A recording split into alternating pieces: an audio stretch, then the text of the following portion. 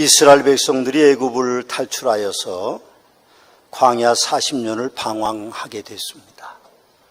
그리고 그 백성들이 40년의 방황을 끝내고 약속의 땅 가나안 정복을 시작합니다. 첫 관문이 여리고성인데 여리고성은 크고 강한 백성들이 있는 성이라고 합니다. 그런데 문제는 그들이 아직 여리고성에 대해서 잘 모르기 때문에 여리고성을 이제 점령하기 위해서 적을 알고 나를 알면 승리한다 하는 그 법칙대로 그들은 정탐꾼을 보냅니다. 정탐꾼을 보내서 그 성이 어떤지, 또 인구는 얼마나 많은지, 얼마나 강한 백성들이 군사대들이 있는지 그걸 알기를 원했죠. 그래서 여호수아라고 하는 지도자가 두 사람의 정탐꾼을 여리고성으로 보냅니다. 카리스 종합주석이라는 책에 보니까 여호수아의 지혜를 높이 평가하고 있는 것을 봅니다. 그런데 그 평가를 어떻게 하고 있는가 하면 여호수아는 이미 40년 전에 12명의 정탐꾼을 모세가 보낼 때 가나안 땅을 갔던 사람으로 그렇게 평가를 하고 있습니다. 그런데 12명이 가나안 땅의 점령 예정지로 갔다 온 이후에 10명의 사람들이 조금 부정적인 생각을 가지고 평가를 했기 때문에 결국 가나안 땅에 들어가지 못했던 것이죠. 결국 가나안 땅에 들어가지 못하고 이제 그들이 40년을 방황한 적이 있기 때문에 그 카리스 주석에 보면 그렇게 말합니다. 이번에는 여호수아가 12명이 아닌 지파마다 한 명씩이 아닌 두 사람만 정탐꾼으로 보냈다. 그렇게 이야기합니다. 그래서 두 사람의 정탐꾼을 보낸 것은 40년 전의 쓰라린 경험을 다시 반복하지 않기 위한 그런 이제 여호수아의 하나의 전략이었다. 그렇게 해석하고 있습니다. 때로는 많은 사람들의 의견보다 적은 사람의 수의 영향들이 클 수도 있다는 것이죠. 사실은 많은 사람이 필요한 것이 아니라 어쩌면 좋은 사람이 필요한 시대일지도 모릅니다. 우리가 사는 시대가.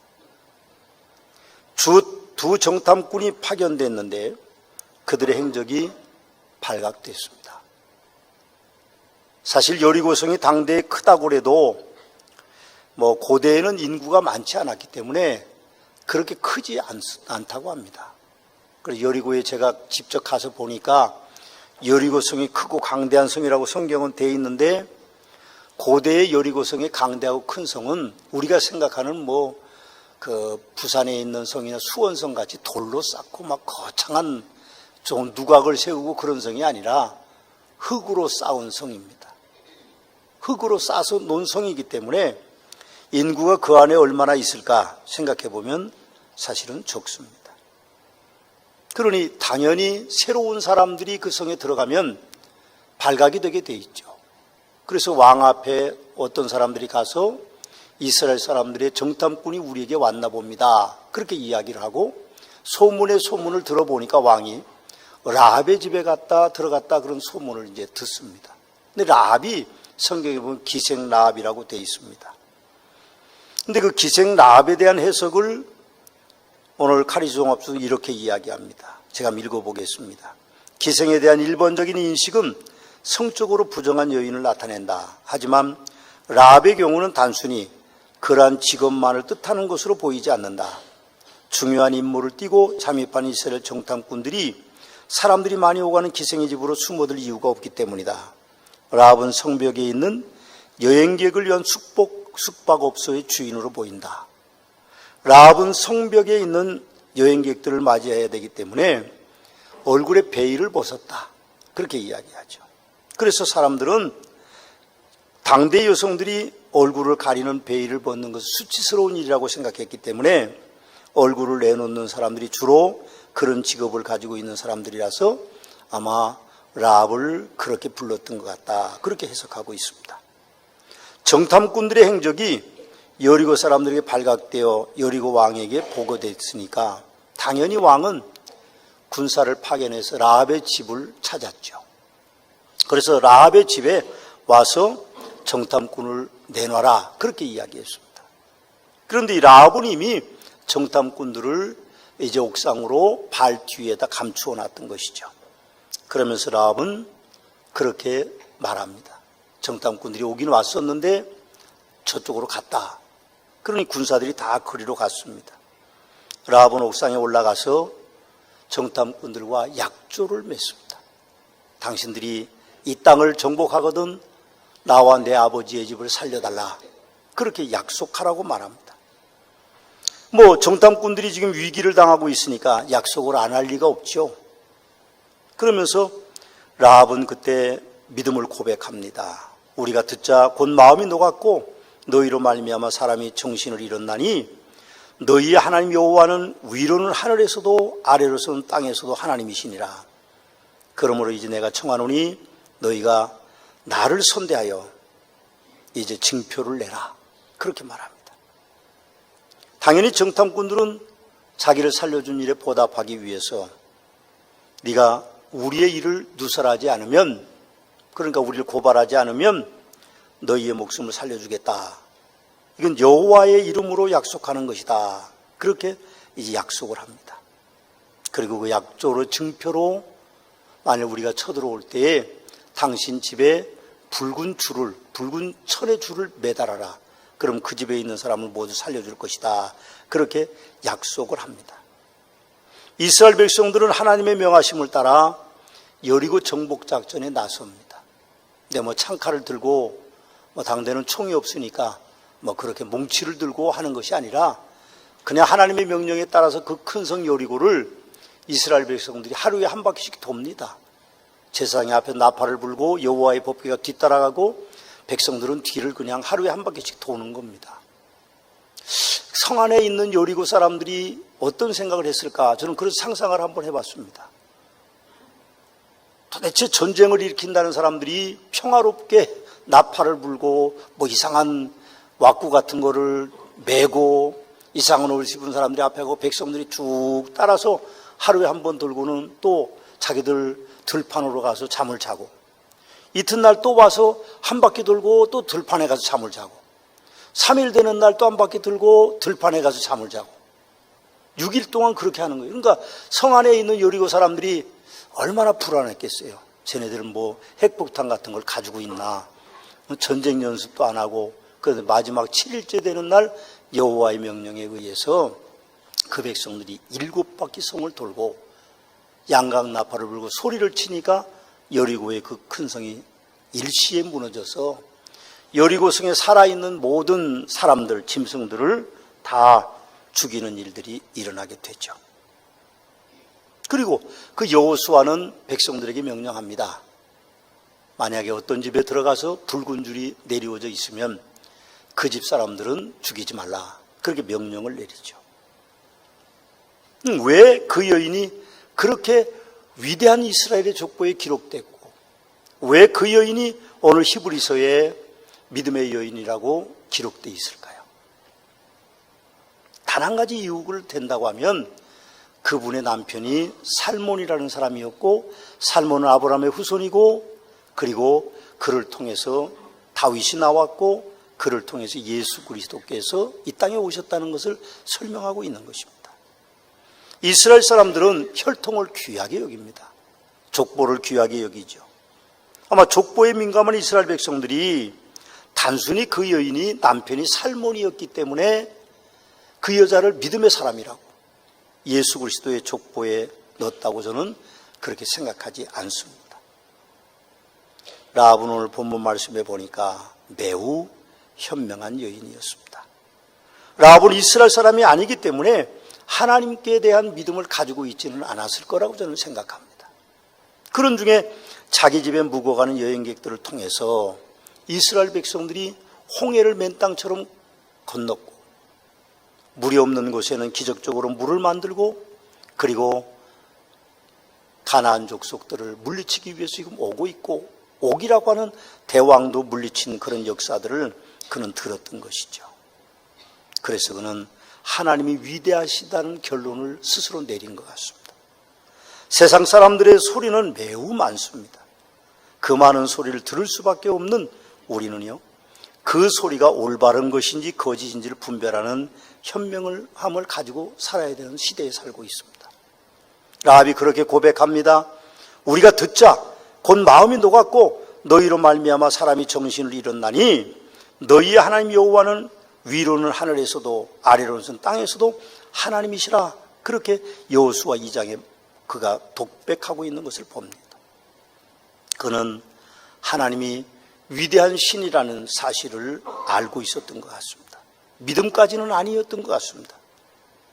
라합의 고백이 위기를 만난 정탐꾼과 여리고성 강대한 성을 맞대고 있는 그 여호수아와 이스라엘 백성들에게 아마도 전운의 날들 속에 이스라엘 백성들과 여호수아에게 매우 지대한 영향을 미쳤을 거라고 생각합니다. 이미 여리고 사람들은 간담이 녹았다고 말합니다. 그러니 한 바퀴씩 돌 때도 한 번도 여리고 사람들이 밖으로 나오지를 못했습니다. 총칼을 든 것도 아니고 그냥 백성들이 애기들부터 노인네까지 다 한 바퀴 도는데 나와보지 않는다고 하는 것은 이미 기가 죽었다는 거죠. 아마 도는 사람들도 이상하게 여호수아도 이상하게 생각할 것입니다. 벌써 그분들이 기가 죽었다는 것을 알고 그들의 전쟁은 이미 승리한 거나 마찬가지입니다. 여리고 사람들은 기가 죽었던 이유는 오늘 라합이라는 여인의 그 현명함 속에 우리가 발견할 수 있습니다. 또 라합이라는 여인이 그렇게 위대한 예수 그리스도의 족보에 기록될 수 있었던 것은 믿을 수 없는 중에 믿는 믿음을 가졌기 때문에 그렇습니다. 제가 지금 계속 말씀하고 있죠. 2장에 보면 그렇게 되어 있습니다. 그들이 눕기 전에 라합이 지붕에 올라가서 그들에게 이르러 말하되 여호와께서 이 땅을 너희에게 주신 줄을 내가 아노라.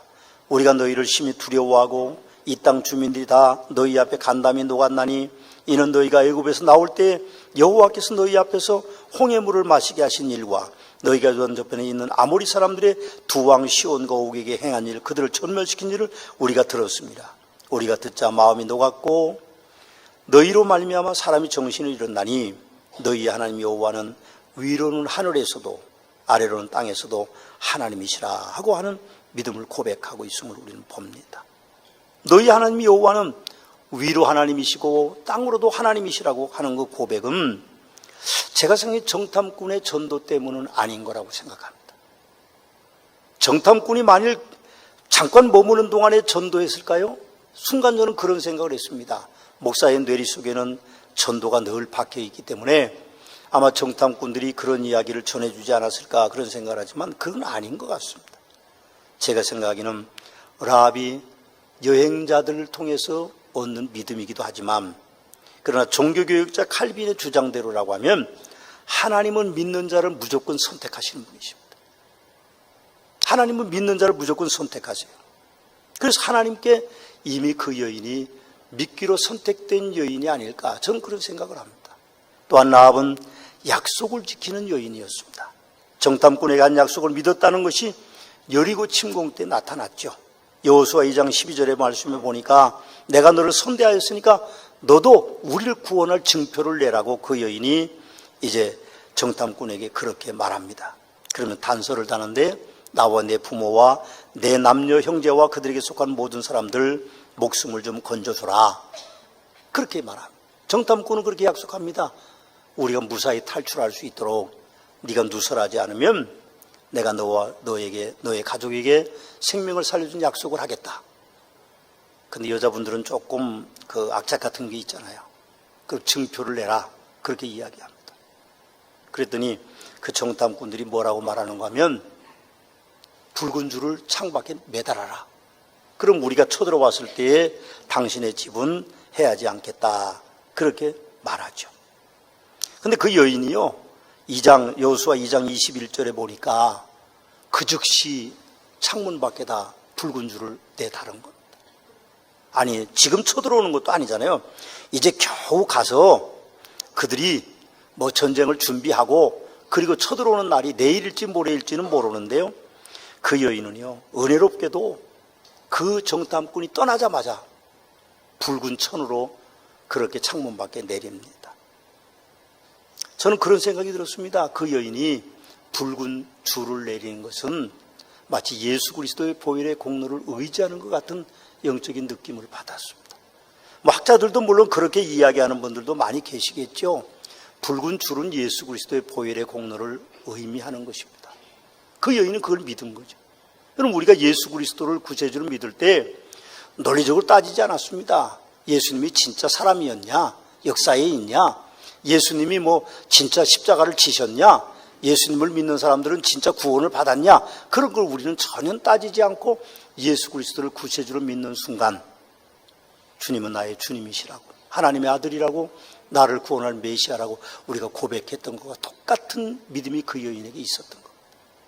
치마를 찢었는지 호청 이불을 찢었는지는 그런 기록은 없어요. 근데 어쨌든 붉은 줄을 창밖에 내려놓은 것은 우리가 예수 그리스도를, 그분이 십자가 위에서 붉은 피를 흘리시고 나를 위해서 생명까지 바쳐주신 분이라는 사실을 우리가 믿고 고백하는 것처럼 그 여인도 그 붉은 줄을 내렸던 것입니다. 여러분, 예수님의 십자가의 구원의 붉은 피 아래로 오는 사람들이 수가 적습니다. 예수님이 말세에 믿는 사람을 보겠느냐 그렇게 말씀하셨지만 그 여인은 그 붉은 줄 때문에 구원받았습니다. 우리가 시원찮죠. 온전하지 못하죠. 어떻게 우리가 완전한 사람이 될 수 있습니까? 실수투성이고 사실은 책망받을 일 투성이고 비난받을 일 투성이지만 우리는 예수 그리스도를 구세주로 믿기 때문에 그 작은 구원의 숫자에 우리가 예수 그리스도의 보혈의 공로로 구원받은 백성이 된 것입니다. 어떤 것도 바꿀 수 없는 그 구원의 신비로움의 역사가 라합에게 임했던 것 같이 오늘 우리에게 임하고 있다는 것입니다. 사랑하는 서문학교 성도 여러분, 예수님의 십자가의 피 앞으로, 그 흘리신 피 앞으로 나오셔야 됩니다. 그래야만 우리가 구원을 받을 수 있는 것이죠. 우리가 나쁜 사람과 좋은 사람을 변별하는 것은 무엇으로 변별합니까? 약속을 지키느냐 그렇지 않느냐로 우리는 그 사람이 좋은 사람인지 나쁜 사람인지를 판별합니다. 사람 사이의 약속은 반드시 문자로 성문화되는 것은 아니죠. 서로 간의 삶 속에 이어지는 상호 간의 신뢰가 우리의 서로의 약속을 지켜가기도 하고 깨지기도 하는 것입니다. 서로 간의 신뢰가 무너지면 성문화된 약속도 휴지 조각만도 못한 것이 될 수밖에 없는 것입니다. 라합이라는 여인이 지나가는 하룻밤 묵고 가는 이방 사람들의 약속을 믿는다는 것은 사실 매우 어려운 일입니다. 더구나 그들은 이방 사람들이고 자신들의 적이기 때문에 그렇습니다. 더구나 궁지에 몰려 목숨을 겨우 건진 사람들과의 한 약속을 어떻게 잘 믿을 수 있겠어요? 치살라고 하는 약속일 수도 있다 그렇게 생각할 수도 있는데 그렇지 않습니다. 오늘 그 약속을 이렇게 정탐꾼이 말합니다. 누구든지 내 집 문을 나가서 거리로 가면 그의 피가 그의 머리로 돌아갈 것이고 우리는 허물이 없으리라. 그러나 누구든지 너와 함께 집에 있는 자의 손을 대면 그의 피가 우리의 머리로 돌아오려니와 내가 우리의 일을 누설하지 않으면 내가 우리에게 서약하게 한 맹세에 대하여 우리에게 허물이 없으리라 하고 매우 제한적인 약속을 합니다. 그런데도 그 여인은 그 약속을 굳게 믿고 정탐꾼이 떠나자마자 붉은 줄을 내려 걸었던 것이죠. 그 여인의 약속은 여호수아 6장에 가보면 나타납니다. 거기 보니까 여호수아가 여리고성을 침공할 때 명령합니다. 창문에 붉은 줄이 내려져 있는 집은 절대로 해서는 안 된다. 약속을 군사들에게 하죠. 그리고 그들은 라합을 살리고 그의 아버지와 그의 가족들을 살리는 것을 우리는 볼 수 있습니다. 약속은 매우 중요합니다. 사실 약속이라는 것이 쉽게 깨질 수도 있는 것이죠. 그러나 약속을 우리가 지키지 못하면 어떤 경우에도 우리의 삶은 윤택함과 부요함이 있을 수 없습니다. 약속을 지키셔야죠. 남과 약속하는 것은 매우 중요한 것입니다. 어떻든 여러분들이 약속을 지키고 사시는 분들이 되시기를 주님의 이름으로 부탁의 말씀을 드립니다. 또 하나 마지막으로 라합은요 배신자라는 오명을 두려워하지 않는 여인이었기 때문에 예수 그리스도의 족보에 기록될 수 있었습니다. 정탐꾼을 숨겨주었습니다. 피신을 도왔습니다. 발각되면 그런 배신자로 처형됐을 것입니다. 그걸 라합이 모르는 게 아니죠. 모르는 게 아닙니다. 그러나 라합은 자신이 일신상의 두려움보다도 하나님을 더 두려워했고 하나님을 더 의지했던 것입니다. 왕보다도. 그래서 자신이 배신자라는 것에 대해서 두려움을 가지지 않았던 것이죠. 옳습니다. 하나님의 편을 선택한 성도는 분명하게 사탄에게는 배신자로 취급받습니다.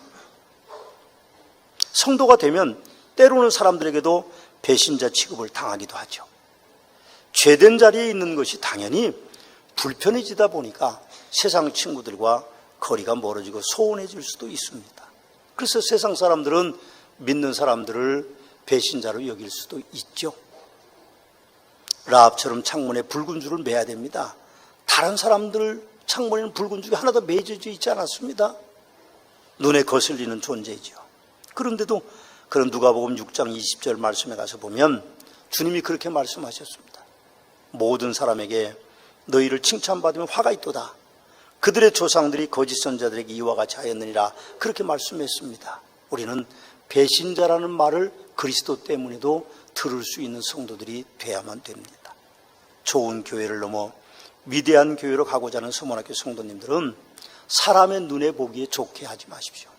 하나님께서 보시기에 좋은 쪽을 선택하면 사람들이 혹시 우리를 배신자라고 말할지 모르지만 그러나 우리는 그리스도의 사람, 하나님의 사람이 될 수 있다는 사실을 라합에게서 배워야 될 줄로 믿습니다.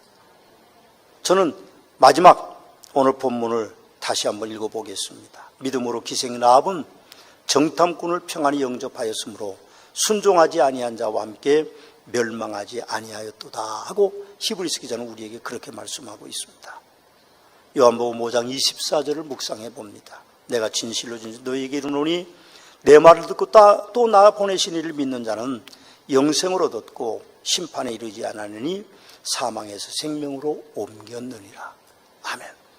우리가 예수 그리스도의 그 붉은 피를 의지하면 우리에게도 라합과 같은 놀라운 축복이 임하게 될 줄로 믿습니다. 우리가 오직 그리스도 안에서 승리하는 복된 성도들이 되시기를 주님의 이름으로 축원합니다.